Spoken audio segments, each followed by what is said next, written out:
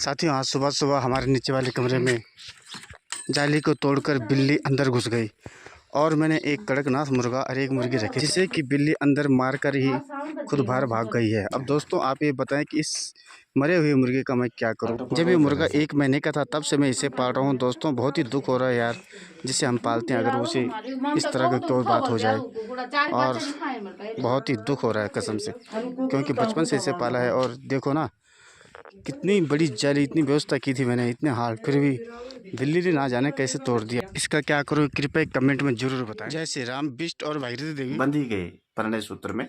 आपने साथियों यहाँ टाइटल देखा होगा, तो यह बिल्कुल सही है कि दोनों ने शादी कर ली है और दोनों ही अब एक साथ ही रह रहे हैं, पति पत्नी की तरह।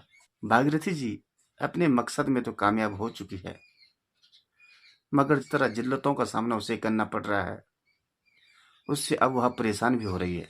कल ही उसने एक पोस्ट किया था, अपनी बेटी को विश किया था, क्योंकि कल मौली रावत, जो भागीरथी रावत की पुत्री है, उसका जन्मदिन था। तो वह जन्मदिन विश कर रही है एक पोस्ट के जरिए। है मेरी बेटी का जन्मदिन। 4 तारीख रात 2:30 बजे, 5 तारीख सुबह 2:30 बजे का जन्म है मेरी बेटी मीनाक्षी रावत, जो मौली के नाम से है। और 2006 में मेरी शादी हुई और 2007 में मेरी पहली बेटी संतान उत्पन्न हुई और मुझे माँ बनने का सौभाग्य मिला। और बदकिस्मती देखो मेरी कि आज मेरी बेटी 17 साल की हो चुकी है और मैं ये 17वां बर्थडे पे उसके साथ नहीं हूँ।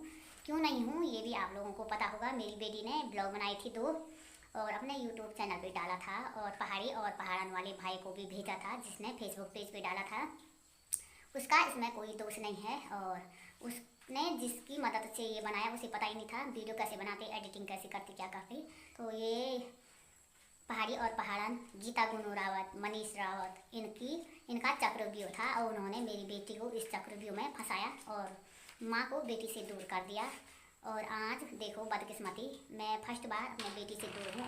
बर्थडे विश नहीं कर पाई और आज 5 तारीख उसका बर्थडे है और होंगे उसके बहुत सारे बर्थडे विश करने वाले, पर माँ नहीं है। और जिसके साथ माँ का आशीर्वाद और प्यार नहीं है तो सब बेकार है, क्योंकि बच्चे को जन्म कैसे देते हैं, अपने कोख में 9 महीने कैसे रखते हैं, ये एक माँ जानती है।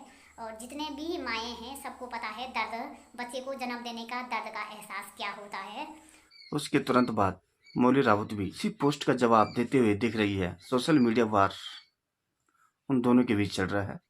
उसने लिखा है, तो माँ कहलाने के लायक नहीं है, माँ के नाम पे कलंक है। तेरी वजह से हमारे पापा हमारे साथ नहीं रहे। अब तो खुश होगी तू। अगर तूने हम तीनों बहनों का नाम किसी भी वीडियो में निकाला तो देख लेना। वह कह रही है कि कृपया हमारा नाम किसी भी वीडियो मत निकाल, क्योंकि तब मां लायक नहीं रही। तूने मेरा पूरा परिवार तोड़ दिया, नहीं चाहिए हम तीनों को तेरी झूठी उम्मीदें।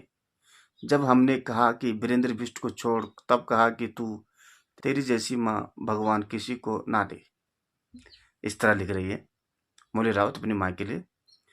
तेरे इस दिखावे का क्या करना हमने, हम तीनों से दूर रहना, कभी हमें अपनी शक्ल भी मत दिखाना। तेरी वजह से आज हमें, तेरे नाम से आज हमें नफरत हो गई है। दोबारी हमारी तरफ मुंह मोड़ के भी मत देखना।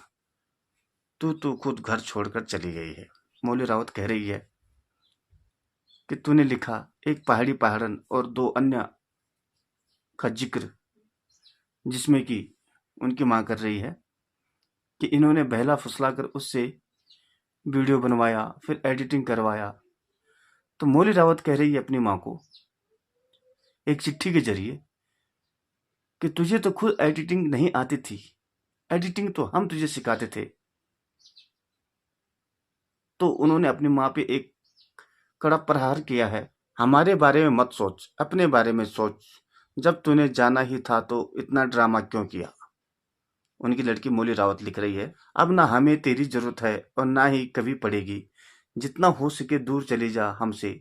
हमारा तेरे से कोई संबंध नहीं है, ना ही हम तेरे होने ना होने का फर्क पड़ता है, ना ही मैं तेरी बेटी हूँ। गलती से भी बेटी मत बोलना। तेरी वजह से हमारे पापा हमारे साथ नहीं है। तूने मारा हमारे पापा को, साफ साफ कर रही है दोस्तों। तेरी वजह से मौली रावत के पापा आत्महत्या करने को विवश हुए हैं। तो उसी के साथ जाना चाहती थी जिसके लिए तूने मेरे पापा को मारा। बताओ, मतलब भागीरथी रावत का पक्का इरादा था कि उसे बिष्ट से शादी करनी है, तो अपने पति को इतना करो कि वह आत्महत्या करने पे मजबूर हो जाए। आज तूने पूरा परिवार तोड़ दिया। मेरे को पता है तू ये मैसेज पढ़कर डिलीट कर देगी, क्योंकि तुझसे सच्चाई सुनी नहीं जाती, इसलिए मैं मजबूर हूँ यहाँ डाल रही हूँ। तो उसके कमेंट में उसको मैसेज भी नहीं करना चाहती, उसका उत्तर भी नहीं देना चाहती मौली रावत, क्योंकि उसे डर तो नहीं कहेंगे हम इसे, क्योंकि उसे लगता है कि अगर मैं उसके एक्शन पे रिएक्शन दूं उसी की वीडियो पे, तो हो सकता है कि भागीरथी रावत उस मैसेज को डिलीट कर दे। तो इसलिए अपने यूट्यूब से वह यह मैसेज डाल रही है ताकि सबको हकीकत पता चल पाए। साथियों, बहुत ही देखिए ना, अब ये लड़ाई में कौन सही है कौन गलत है, ये तो साफ साफ दिख रहा है। यह एक सोशल वार जो आपस में माँ बेटियों का चल रहा है, यह क्यों है? भागीरथी रावत शायद यही चाहती है कि एक ये सोशल मीडिया वार हो, क्योंकि उसे पता है उसकी जिंदगी तो अब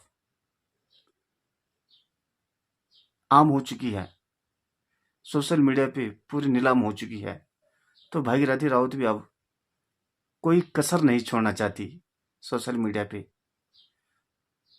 तो भागीरथी रावत जी, आपको बिष्ट के साथ परिणय सूत्र में बंधने के लिए और एक नई पारी खेलने के लिए बहुत बहुत शुभकामनाएं।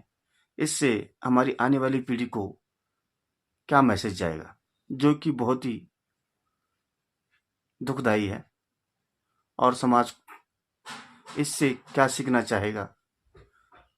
तुम जैसे लोगों ने तो समाज का बेड़ा गर्क कर दिया है।